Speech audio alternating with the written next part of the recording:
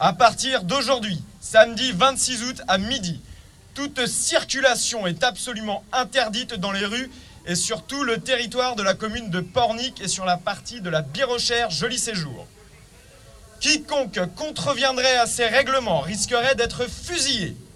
La commune de Pornic, la Birochère comprise, désigneront à l'armée 20 otages.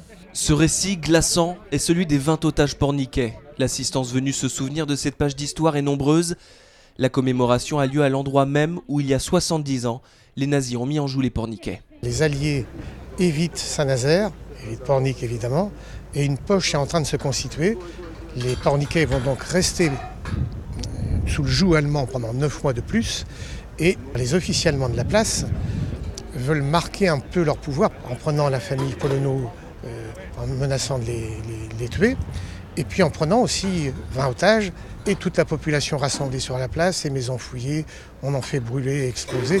En somme, il faut effrayer les gens parce que le destin en somme des Allemands est en train de tourner. Certains témoins de ces événements sont présents sur la place du Môle. Gérard Polonneau avait 4 ans le 26 août 1944.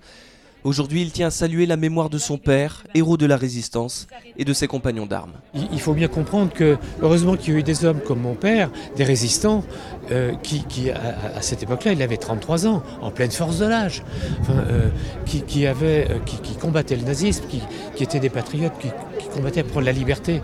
Donc c'est grâce à tous ces jeunes, tous ces gens, parce que c'était des jeunes tous, que nous vivons là 70 ans de paix. Dans l'Europe, avec les Allemands, on s'étripait tous les 30-40 ans. Maintenant, c'est fini, heureusement. Parmi les témoignages lus à la tribune, il y a celui de Françoise Denis, également présente dans l'Assemblée. Elle avait 5 ans ce jour-là. On nous a habillés, nous les enfants, comme pour aller à la plage, sauf qu'à la place de nos maillots de bain, on nous a mis des manteaux. Et je ne comprenais vraiment pas ce qui se passait. On ressentait cette angoisse qui était d'ailleurs générale. Tous les gens étaient angoissés et cette angoisse se ressentait beaucoup.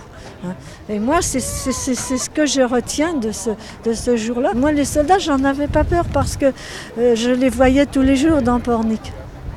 Donc pour moi, c'était des gens comme les autres. Les habitants en costume d'époque entretiennent cette mémoire toujours vive. Une reconstitution destinée à honorer les disparus pour que les plus jeunes se souviennent.